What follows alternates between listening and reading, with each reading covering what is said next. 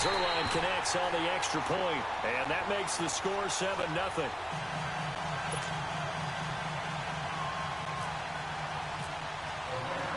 Zerline out now to kick this one away.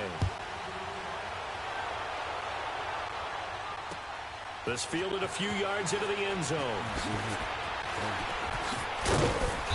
And he'll wind up getting an extra couple yards here for his trouble as he'll bring this one out to the 27. Cleveland Browns coming back out for their next series gives us a moment to talk about their wide receivers, because so much of the talk in Cleveland has been about the quarterback spot. But they could have a really talented group out wide. If they can keep them all together, no doubt about it. Josh Gordon, when he plays, he's as electric as there is in the league on the perimeter. Jarvis Landry, the great pickup from Miami, brings toughness, professionalism, dedication to that locker room. The key, the wild card pick, Antonio Callaway out of Florida. If he stays on the field, he can provide some electricity for that team that they sorely need. He's got it at the 15. And all the way in. Touchdown, Cleveland. Josh Gordon, 70 yards. And the Browns are within an extra point of tying this thing up. Gonzalez able to tack on the PAT. And we are tied at 7. So we're right back where we started. All even as the kick's away. That's fielded in the end zone. And a nice return sets him up pretty good here at the 30-yard line.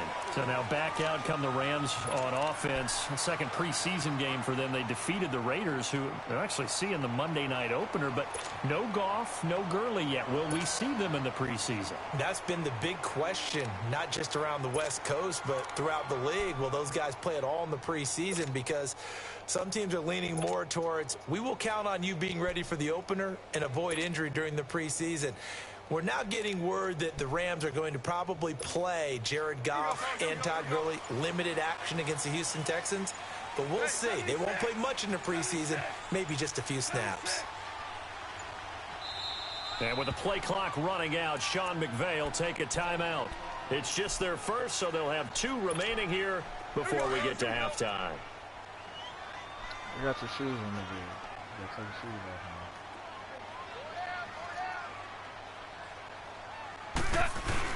They'll try and start the drive with Gurley. They find some open field here. And they get him down, but not before he takes it across the 40-yard line. Give him 12 yards on that one. It earns him a fresh set of downs. Boy, he does it at a high level, doesn't he? Because when I watch him, I think of his vision. Straight ahead, peripheral. Also has that sense of where holes are going to be before they actually open. I think that helps set him apart from many of the other backs in the league. He'll be stopped shy of the 45 despite a great move. Just a yard on the pickup there, and it'll bring up a 2nd and 9. They tried a quick hitter inside, but that one was swallowed up because what they're hoping, those big defensive linemen will take the bait and move laterally and open up a crease that they can run through. Didn't happen on that play. And they get him down right near the midfield stripe. And he's able to get most of what he needed on the carry there. 7 yards on the gain, and it's 3rd and 2 now. They'll try and pick up the first with Gurley. No gain there on the play, and that's going to leave him with a 4th down. And as a defensive end, getting off the ball quickly, swarming to the football, making a tackle, that's what we saw right there. Yeah, that's what their job is. And really, a lot of the time, they have to throttle back a little bit in the run game because you know those defensive ends, they're like in a sprinter stance. They're just headed straight for the quarterback. That was good recognition on that play to hold them to no gain.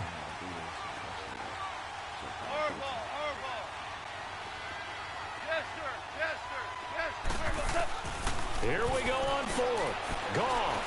And it is incomplete. So certainly an interesting call there to go for it. And this defense will take over right at midfield.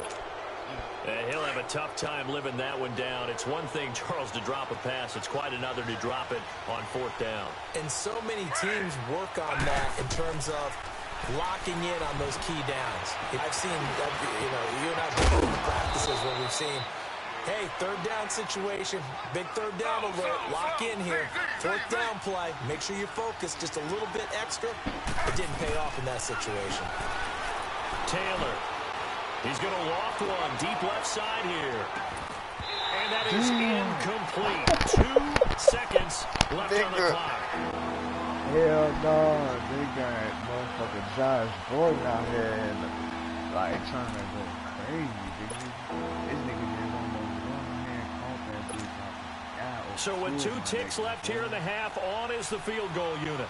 So this will be spotted on the midfield logo. It's a 58-yard attempt. And I tell you what, he got it from 58. That had lots of leg behind it. Time for a break. We've hit halftime. 2 quarters down, 2 still remain. We step aside. This is the NFL on EA Sports. Zerline out now to kick this one away. That's fielded in the end zone. And he'll take it back to about the 19-yard line. Here's the Browns offense now getting set to start off this third quarter. They have the lead. Now they'll be looking for some separation here as we begin the third quarter. I like the way you termed that because now I think they go a little bit deeper into their playbook. They like what they did in the first half. That worked okay. But in order to get the separation that you just talked about, change things up a little bit. Change your tendencies. Try and hit them a little bit more with some things they didn't see in the first half. See if they do just that. Got him, though. In a heavy traffic, and it's intercepted. Picked off by Akeem Talib. First possession of the third quarter, an interception, so maybe a second-half tone setter. Indeed, and not the tone they wanted to set. That's the equivalent of running out the wrong door and running into your pool instead of running out onto the field. A real dud for that one. Has that happened to you before? No, but I've heard stories about teams actually doing that back in the good old days. They'll try to get the run game going. Here's Davis. And not much there. Maybe a yard up to the 24. Nice job by that defensive front there to hold them to a short gain on first down. Well played, I must say. Yeah, only getting 1 yard. There was no room to run. Play action. It's gone. He's letting it fly for Cooks. And that's caught inside the 35. Goff finding Cooks on a big play. 48 yards. And at this stage, down in the second half, looks like they just wanted to find a way to get it in the hands of their playmaker, and they did. I think you're exactly right. I don't think the coordinator's looking at his play sheet and trying to figure out which play will work well. He's trying to figure out how to get the ball to the playmaker that you just described. Looking down at that sheet, you find people plays, not necessarily X's and O's, and that's exactly what they did there. Another nice gain, 13 yards that time, and another first down. Outside pass and runs and everything. We don't do. Cause I don't know what I'm gonna do. We're good. Let's see if we can get picks all the way around the side.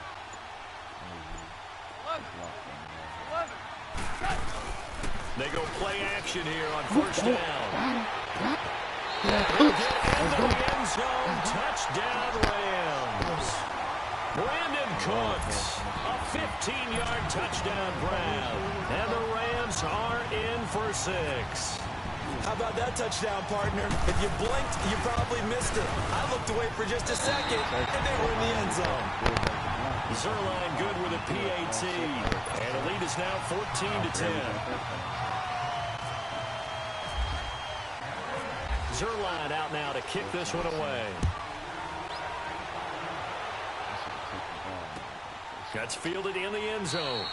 And no run back here. This will be a touchback, and it comes out to the 25-yard line. The Browns offense heading back out to take possession. And last time, 1 play interception. So this offense, they should be fresh.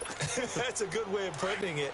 And I can't wait to see what they decide to do with play calling. Because a 1-play drive where you throw an interception, a lot of people think the very next time out, run the football, don't give them a chance. Maybe play action? I think maybe you go play action, show your quarterback, get a little confidence in him, and let him fling another one. Yeah, they're going to get this one all the way out across the 45. And a nice gain of 21 yards. As long as you go through your proper reads and progressions, the drag route can be one of those old reliable plays because usually it's good for a good chunk of yardage, as we just saw there. And those guys like it, right? They can get the ball with a full head of steam. Especially against man coverage, because man coverage, you're typically running away from someone and not worrying about traffic. Taylor hit. He lost the football. And now the Rams have got it. Going the other way. When I see a play like that, I come back to risk reward. I don't know about you, but is it worth it at that point, whatever you're going to pick up, to either take the hit, and in this case, lose the football? Should have gone down. I mean, hindsight's always 20/20, but that's the safe play. You're exactly right. Hindsight's really never wrong, is it? Because you can analyze it, but I think ultimately you got to look at it as a first option, taking care of the ball, getting what you can, and that's it. Don't worry about it anymore. Set plays I could call at the same time, but Following the fumble recovery, Goff. Now he's flushed out left, and he'll toss this one incomplete. Seeing no options, he throws it away. Hey, while we've got a second, let's talk rookie running backs. Obviously, the headliner's Saquon Barkley, but there's a lot of good other backs in this class, are there not? There certainly are, and there was a surprise first-round pick to many people out of San Diego State named Rashad Penny, who went to Seattle. They're trying to recreate that strong running game that they had that powered them to 2 Super Bowl appearances. How about Royce Freeman in Denver? A big-time pickup out of the University of Oregon. They expect him to be the lead runner when the season begins. He'll get every opportunity to do that. Kerryon Johnson in Detroit out of Auburn. They haven't had a running game since I can't remember, and they need to take some pressure off of Matthew Stafford. Maybe Kerryon Johnson can power them that way. How about a couple below-the-radar guys? Chris Warren is leading the NFL in rushing after 2 weeks, undrafted out of Texas, running the ball well for Oakland. And if John Kelly can step in and give them some good play in Los Angeles, they've got great insurance for Todd Gurley, who, of course, is their lead back. A lot of good ones. Of course, the class would have been even better had Darius Geis not gone down with an ACL injury. Tough break for Washington. Let's go, boys! He's got it in the end zone. Touchdown, Rams. Gerald Everett, a 24-yard touchdown. Oh, he quit. My nigga quit it. The connection to your peer has been lost. Nigga quit.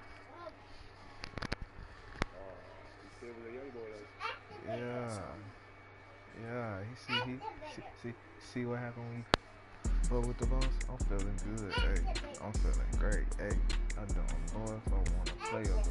Hey, ride down the street with my niggas making cheese, shooting at these niggas that we call the enemies. I don't know if I wanna play a game. Madden again. Take some names. With some names. Hit a nigga, hit the grass. Yeah, should I get back to the streets of Los Santos? What should I do, man? I'm lost. I don't know where to go. Should I make some money? I just give these niggas some more losses to go. Should I hit some more weed? Should I get some more drink? Should I rub on the girl? Big ass titties. I don't know what to do. I'm just lost in the mood. I'm lost in the sauce. Yeah, I got all kinds of fruits. Yeah, I'm riding the mud. I ain't talking about bugs. I'm flying in the bitch. I ain't sucking the shit. Ooh, what's up? Fly this bitch, man. Turn around. Alright, man. Beat a nigga ass, man. Took a nigga ass.